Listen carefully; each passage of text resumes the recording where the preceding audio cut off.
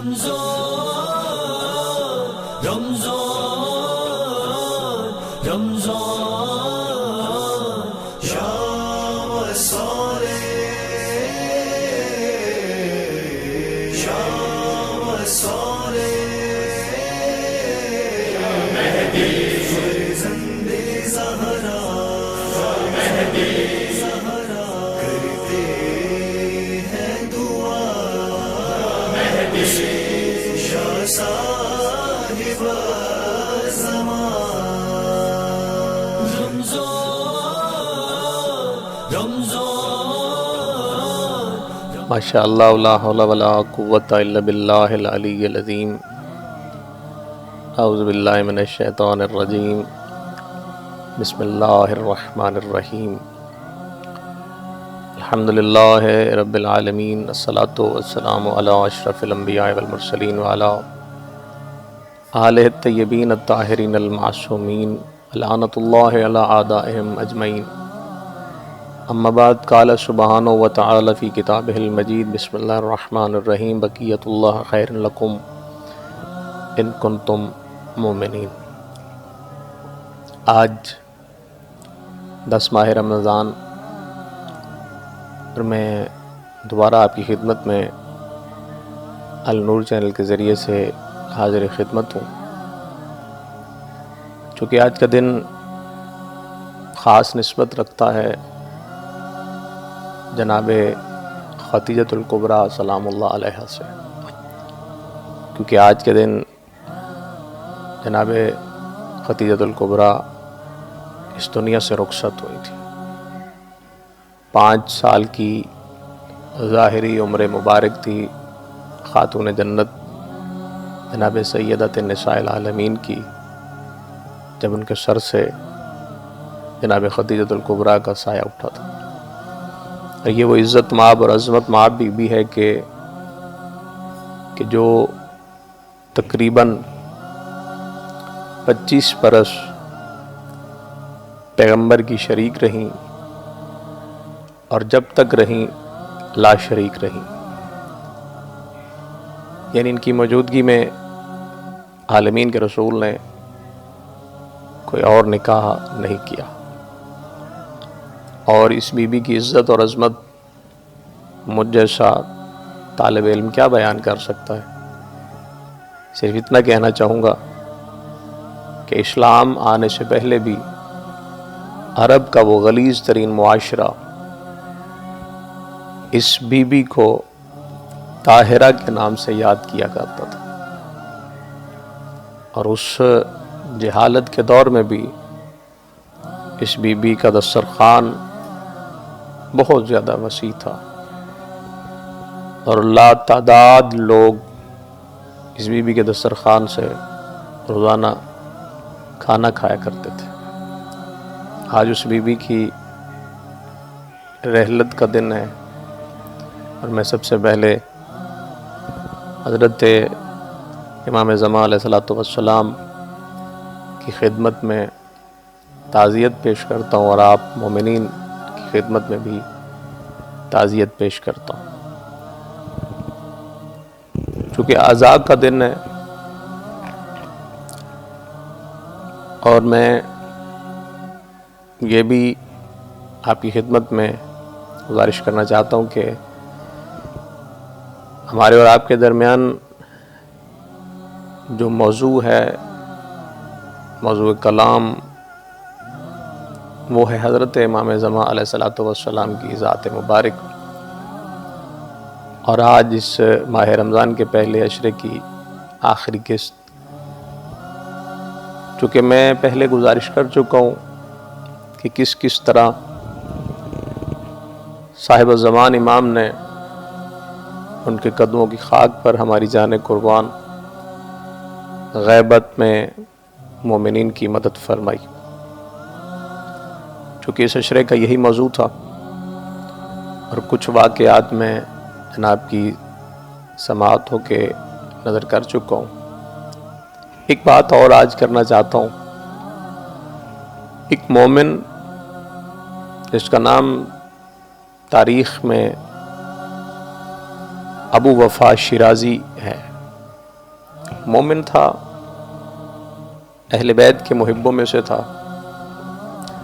جو ایک سخت ترین ظالم متعصب کی قید میں تھا، اور جس کی قید میں تھا تاریخ نے اس کا نام ابو الیاس لکھا ہے۔ یہ واقعہ کتاب نجم الثاقب میں بھی موجود ہے، اور بحار الانوار کے حوالے سے بھی اس واقعے کو مومنین اکثر سنا بھی کرتے ہیں اور علماء اس کو پڑھا بھی کرتے ہیں۔ تو وہ مومن جو ابو وفا شیرازی کے نام سے ابو الیاس کی قید میں تھا، اس مومن کو یہ بھی پتہ تھا کہ وہ جو ابو الیاس ہے وہ میرے قتل کا ارادہ رکھتا ہے، آج نہیں تو کل، کل نہیں تو پرسوں وہ مجھے قتل کر دے گا۔ تو جب اس نے دیکھا کہ میری جان خلاصی نہیں ہوتی، میں اس کی قید سے آزاد نہیں ہوتا، تو اس نے وہیں زندان میں ہی بارگاہ الہی میں استغاثہ شروع کیا، اور اس استغاثے میں چوتھے امام حضرت امام علی زین العابدین علیہ الصلوۃ والسلام کو اپنا شفیع بنایا، اور پھر تمام ائمہ طاہرین سے، پیغمبر خدا سے وہ توسل کرتا رہا کہ کسی طرح میں اس ظالم اور جابر کی قید سے رہا ہو جاؤں۔ وہ خود کہتا ہے کہ ایک شب جمعہ میں نماز و تعقیبات سے فارغ ہو کر زندان کے فرش پہ لیٹا ہوں، میری آنکھ لگی اور میں نے عالم خواب میں سرکار ختمی مرتبت رحمت للعالمین حضور کو دیکھا، اور میں نے حضور سے بھی یہ التجا کی کہ میں اس ظالم اور جابر کی قید میں ہوں اور یہ میرے قتل کا ارادہ رکھتا ہے۔ تو پیغمبر خدا نے اس سے کہا کہ دیکھو، میری بیٹی اور مجھے اور میرے دونوں بیٹوں کو، یعنی حسن اور حسین علیہ السلام کو، کبھی دنیا کے امور کے لیے وسیلہ نہ بنانا۔ ہمیں اگر وسیلہ بنانا ہے تو آخرت کے امور کے لیے وسیلہ بنانا ہے۔ اب اس بات کو غور سے سنیے گا، یہ آپ کے کام آنے والی چیزیں ہیں۔ حضور نے اسے فرمایا کہ میری بیٹی جناب سیدہ، مجھے اور میرے دونوں فرزند حضرت امام حسن اور امام حسین علیہ السلام، ہم چار ہستیوں کو کبھی دنیا کے امور کے لیے وسیلہ نہ بنانا، ہمیں آخرت کے امور کے لیے وسیلہ بنانا۔ اور پھر فرمایا ہاں کہ تمہارا انتقام کا جو مسئلہ ہے تو وہ انتقام میرے بھائی ابو الحسن اس سے لے سکتے۔ تو جیسے پیغمبر نے کہا کہ تمہارے جو انتقام کا مسئلہ ہے تو وہ انتقام میرے بھائی ابو الحسن امیر المومنین علی ابن ابی طالب علیہ الصلوۃ والسلام، اس بندے سے جو ابو الیاس تھا جس کی قید میں یہ تھا، تو حضور فرمائے اس سے انتقام میرے بھائی لے سکتے ہیں۔ اب جیسے حضور نے فرمایا کہ میرے بھائی اس سے انتقام لے سکتے ہیں، تو اس نے عالم خواب میں ہی پیغمبر کے سامنے ہاتھ جوڑے اور کہا کہ یا رسول اللہ، امیر المومنین کی ذات پر تو خود اتنے ظلم ہوئے، حتیٰ کہ ان کے سامنے جناب سیدہ پر اتنے ظلم ہوئے، میراث چھن گئی، گھر کی دیواروں کو توڑنے کی کوشش کی گئی، چھت کو پھاڑ دیا گیا، ان کے سامنے حسن حسین علیہ السلام روتے رہے۔ تو جب وہ وہاں خاموش رہے، انہوں نے وہاں صبر کیا، تو وہ پھر میرا انتقام کیسے لیں گے؟ تو یہ کہتا ہے کہ میں نے دیکھا کہ عالم خواب میں پیغمبر نے بڑی تعجب والی نگاہوں سے مجھے دیکھ کر فرمایا کہ وہ تو میرا علی سے وعدہ تھا جسے علی نے نبھایا، اور ایسے نبھایا کہ جیسے نبھانے کا حق ہے، کیونکہ میں نے علی سے وعدہ لیا تھا کہ میرے بعد تلوار نہیں چلانی، تو علی نے اس وعدے کو نبھایا۔ اور پھر فرمایا کہ میرے بیٹے سجاد جو ہیں ان کو اگر وسیلہ بنانا ہے تو شر شیاطین اور سلاطین کے شر سے محفوظ رہنے کے لیے میرے بیٹے سجاد کو وسیلہ بنایا کرو۔ اور پھر فرمایا کہ میرے دو بیٹے محمد باقر اور جعفر صادق علیہ السلام کو اگر وسیلہ بنانا چاہتے ہو تو انہیں طاعت خداوندی اور اس کی خوشنودی کا وسیلہ بناؤ۔ اور پھر فرمایا کہ موسیٰ ابن جعفر علیہ السلام سے خیر و عافیت چاہو۔ اور پھر فرمایا کہ میرے فرزند علی رضا علیہ السلام سے سفر کی سلامتی مانگو، چاہے وہ سفر بحری ہو چاہے وہ بری ہو، سفر میں ہو تو میرے بیٹے علی رضا علیہ السلام سے سلامتی مانگو۔ اور پھر فرمایا کہ میرے فرزند محمد تقی علیہ السلام کے وسیلہ سے خدا سے رزق مانگو، کیونکہ ان کا لقب ہے جواد یعنی سخی۔ یہی بات یقیناً حضور فرما رہے ہیں، کیونکہ آج ہر بندہ رزق کے حوالے سے پریشان نظر آتا ہے، تو ہم کبھی کسی کو وسیلہ بنا لیتے ہیں رزق کے حوالے سے، کبھی کسی کے۔ تو حضور فرما رہے ہیں کہ جب رزق کی پریشانی ہو تو تم میرے بیٹے امام محمد تقی علیہ السلام کو بارگاہ خدا میں رزق کا وسیلہ قرار دو۔ اور پھر فرمایا کہ میرے فرزند علی بن محمد کے ذریعے سے آخرت کے واسطے متوسل رہو۔ اور فرما رہے ہیں کہ میرے فرزند علی بن محمد کے ذریعے سے آخرت کے واسطے متوسل رہو۔ اور فرمایا کہ میرے فرزند امام علی نقی علیہ السلام کو نوافل کی ادائیگی کے لیے وسیلہ بناؤ۔ اور فرمایا کہ میرے فرزند حسن عسکری علیہ السلام کو آخرت کے لیے وسیلہ بناؤ۔ اور آخر میں حضور نے فرمایا کہ میرے فرزند جو میرا ہم نام ہوگا، اس کی کنیت میری کنیت جیسی ہوگی، اسے اس وقت وسیلہ بناؤ کہ جب چھری بالکل تمہاری گردن پہ آ جائے اور تم بالکل بے بس ہو جاؤ اور تمہیں کوئی اپنا یار و مددگار نظر نہ آئے، تو اس وقت پکارو یا صاحب زبان اغثنی، یا صاحب زبان اغثنی، تو میرا وہ فرزند اس وقت تمہاری فریاد کو ضرور پہنچے گا۔ تو اس نے کہا کہ عالم خواب میں زیارت ہوئی، جب رسول اللہ عالم خواب میں تشریف لے گئے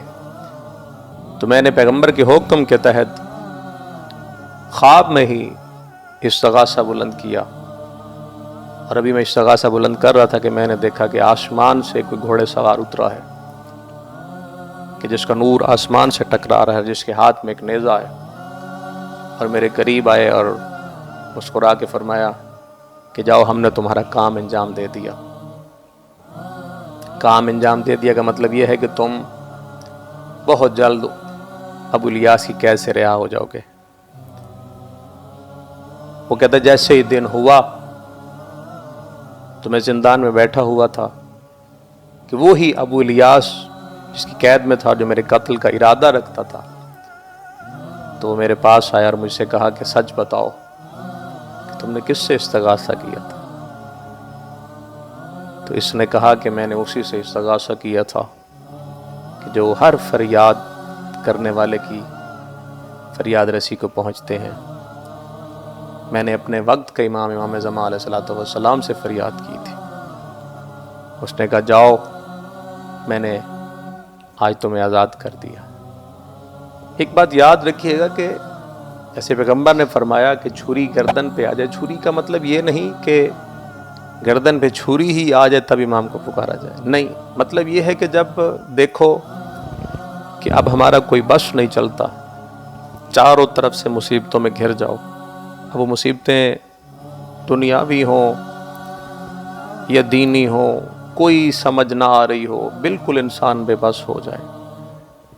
جب دیکھو کہ اب میرا کوئی یار و مددگار نہیں رہا، کوئی مجھے یہاں بچانے والا نہیں،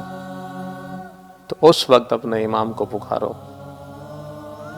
اور دل سے پکارو، یقیناً امام زمان علیہ السلام ہماری فریاد رسی کو پہنچیں گے۔ اور میں دعا گو ہوں کہ خداوند کریم ہمیں